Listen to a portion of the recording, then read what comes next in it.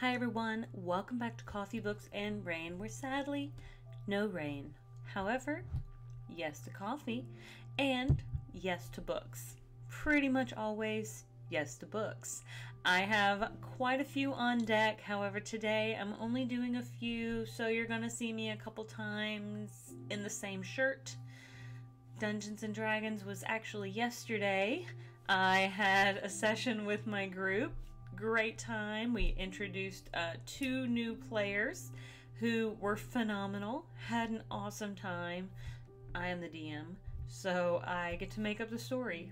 And then they get to not do what I planned for them to do, and then I have to make up a different story to try to make up for it. However, today we are not talking about D&D, although we probably could. We could probably have a very long dialogue discourse. We could probably have an entire, I don't know, marathon session just talking about D&D, where I go through, grab the books, because there are books involved, and we just talk about all the different things that I don't include when I DM. I'm a dungeon muse, not a dungeon master. I'm a little more benevolent. I'm a little more giving when it comes to my players. At least I like to think so. I don't know. You'd have to ask them.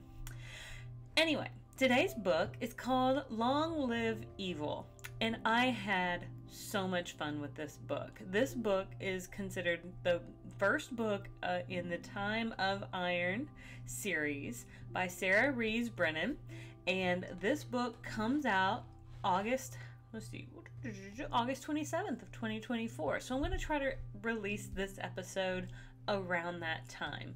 Now for this book, I did have the audiobook version, so I definitely want to thank NetGalley for getting me an audiobook version. I love audiobooks. I can listen to them while I'm getting ready in the morning, on my way to work, like when I'm like piddling around my apartment, and I don't have time to just stare at like words on a page and hallucinate greatly, or vividly, I guess is the way it's usually put, but I get to listen to words and then hallucinate vividly while I'm also trying to be productive around my apartment. And I really had a good time with this book because I think there's this aspect of like when someone's the chosen one or the main protagonist and all this sort of stuff where they're always the good guy. And this book starts off where like we're not sure our character's the good guy. They're kind of falling into the slot of the bad guy, and I'm not mad about it, and I'm definitely not upset that I listened to this book. Like I said, I had a great time with it, so let's dive in a little bit. A tale for everyone who's ever fallen for the villain.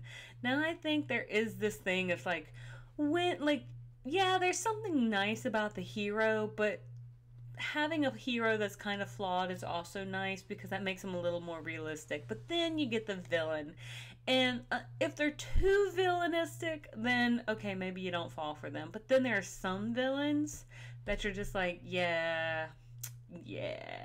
And I think you guys know who I'm talking about with regards to just like books you've read in the past, that there are some villains that are just like, I bet he's hot in real life. Like if I saw him, he'd probably be terrifying, but also really cute. Crossing fingers. And so we dive into this story where I just already got distracted from the summary.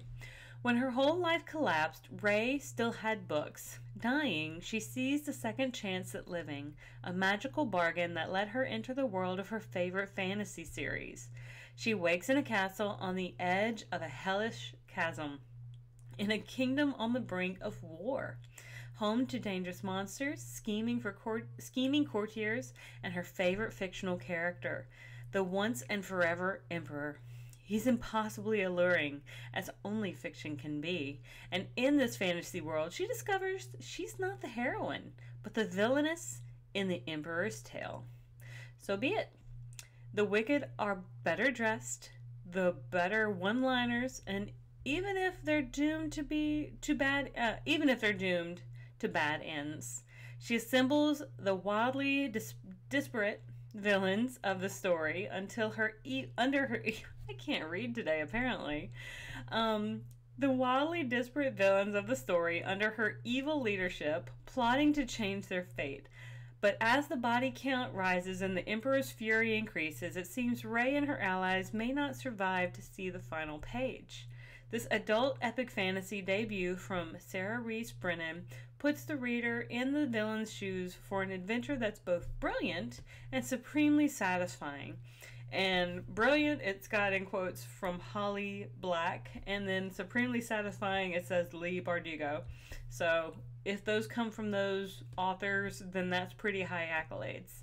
Expect a rogues gallery of villains, including an axe-wielding maid, a shining knight with dark moods, a homicidal bodyguard, and a playboy spymaster with a golden heart and a filthy reputation. And I think that's why I had so much fun with this book. I didn't always have to worry if they were going to keep their hands clean. I did just worry, like, what was going to happen next? Are we going to be able to avoid the pitfalls of, I guess, tropish villainy? But then we kind of want them to in some respects, right? We want them to be a little tropish when it comes to their villainy. And that was one of the things that made it so fun for me. So Rey, who is our main character, she's literally dying in the hospital, and she takes a bargain that's like, okay, you can live if you enter into this world, and this is a world that she's literally been reading the books to, and you have to find a flower. Within this 1 year's time frame, you have to find this flower. It only blooms, you get one chance at this.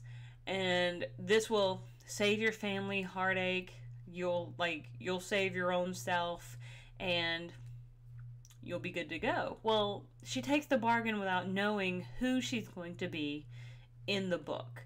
She doesn't even realize that she's actually going to be a character in the book. Like, it's not really explained to her very well what's going to happen. However, it was, I thought, incredibly kind of clever and fun. I think, in my personal opinion, if I were on my deathbed and someone appeared at the foot of my bed and they said, hey, look, you're dying, the chemo's not working, but you can enter into the last book series that you read and try to save your own life by completing the quests. Am I going to make it? Probably not, based on the books that I've read. But am I going to have a really good time and have one last adventure? Hell yeah. And I think that's where my excitement for this book came from. It is a second chance at life, but it's also allowing this character that maybe doesn't have any more chances in real life to be able to do all the things that they would have been able to do had they been able to live their full life. Or maybe they wouldn't have chosen this path, but they get to just have that one shot at doing anything they want to do. And there's no worse repercussion than what was already going to happen to them. And I was okay with that. I was really okay with that entire scenario. My father, now he's in remission for stage 4 cancer, and I am over the moon excited about that. Like, we really just got that full news earlier this week, so I am like utterly over the moon that we got that he's in full remission. Like, that's amazing, because it's been quite a few years since we've completely known if he was or not. But there was a time when it was very touch and go, where he was like in the hospital for a substantial period of time. He had lost a substantial amount of weight, wasn't sure, chemo up and down, all that sort of stuff. So, like, I don't know if, given the chance at the time, if he would have taken the opportunity to dive into a fantasy books. I probably would have worried. I don't know. He really liked Ender's Game when I let him read that. So, it's heavy whipping cream. I shook it up to make it frothy. But for me, I'm not saying this is a world that I would dive into. I'm not even sure I would dive into Iron Flame or anything like that. I'm not sure if I really want my last hurrah at life to be something that outlandish or crazy. But I get it, because Ray is early 20s, I think, at this point in her life, when she's kind of reaching the end of her road. And it was a fantastic journey. I'm excited to see what happens with the next book. I think the characters, sorry, like, my allergies have been acting up for this past week, and my nose is so itchy. It is ridiculous. But the characters have a lot of complexity, because I think when you write more villainous characters, you kind of have to explain to the reader why they're a little more villainous than just being good. I think you have to justify some of that villainy instead of just saying, they're bad. I think the reader likes to know, well, what made them that way? And the writer does a pretty good job of trying to give enough nuggets of information to fill in those little, like, curiosity gaps while still, like, plugging along. And I think some of it's predictable, but if you've read any sort of romantasy books, you're going to see some of the predictability, and that's completely fine.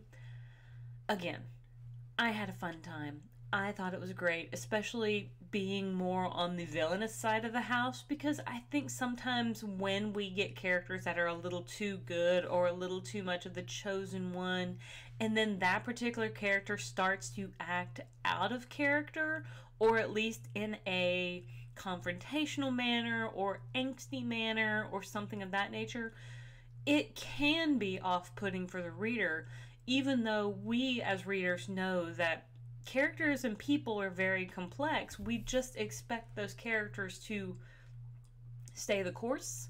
We expect them to push through. We expect them to kind of keep their head on their shoulders, so to speak.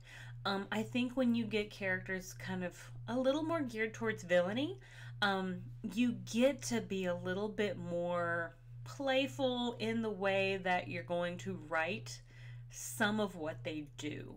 And I think that's okay. I had a great time. And again, I got the audiobook, so I was able to really dive into that super well. I'm about to sneeze. It is ridiculous. I'm going to try to push through. If I look like I'm crying, I'm not. It is a sneeze on the verge. But I just looked through some of the NetGalley. Yeah. I'm not crying, I swear. It is allergies. Alright, I'm gonna be okay. I'm gonna make it through. People were a little, I think, on the fence about this book, and some of it was more related to pacing, which I get. It's not perfect. It is the first book of a series, and I can't remember if this is the first book by this author, but I can scroll up and let you know. Let's see real quick. No, it looks like she's written a couple others. She's been writing YA for a little while. But it does feel as though this particular book has a little bit of pacing issue. It completely is understandable, because I think she's trying to get into that groove of writing from a different perspective, writing from that bad guy perspective, while still being endearing to the readers. Because I like Ray when she is in this villainous side, but you're also kind of rooting for her. You don't want her to fail, because you kind of know what her IRL life is, her real life is, and you kind of want her to have a little bit of success. Like, it's funny because she enters into this book, she knows who most of these characters are. Now, the bad thing for her is that she didn't actually read the first book. Her sister read it to her, but she was in and out of paying attention, and it really wasn't until the second book that her attention was grabbed and she like took off with it. So she kind of enters into the narrative in book one where she recognizes some of the characters, most of the characters, but also doesn't remember the story completely, other than the character whose, I guess, role she's taken over is not going to have a good time within the next 24 hours unless she changes their fate. And so that's my thinking. Is I just thought it was fun. Absolute blast. Had so much fun because it's whimsical. It's silly. You get this, like, you don't have to always be good, and I think that's what this book is trying to kind of tell you, is when you have one last hurrah, does it really matter if you enter into the story as the villain or the hero, as long as you're kind of having a good time and telling the story you want to tell? Sometimes it's hard to be the good guy. I recently read a book not too long ago. It's called, like, How to Be the Dark Lord or Die Trying. And it was hilarious. And the main character was constantly dying and being reincarnated, kind of like level 1, like back at level 1 Mario World, like at that very beginning. And had to do everything all over every single time.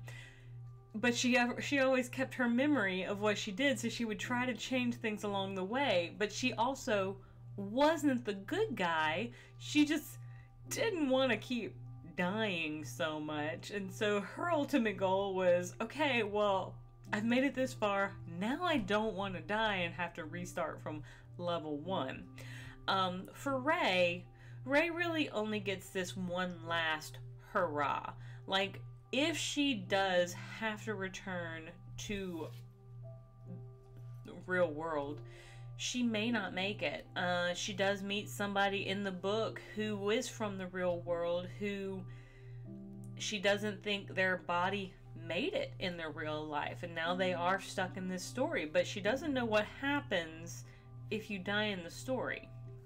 So, anyway, I don't know what you guys think. Again, I'm actually looking forward to book 2, The Time of Iron #2. I'm not sure when it comes out. I would love to know more. I would like to see where this goes, but the title alone caught my attention. Also, again, the fact that I had the audiobook and I was able to listen to it while doing all my other stuff around the apartment.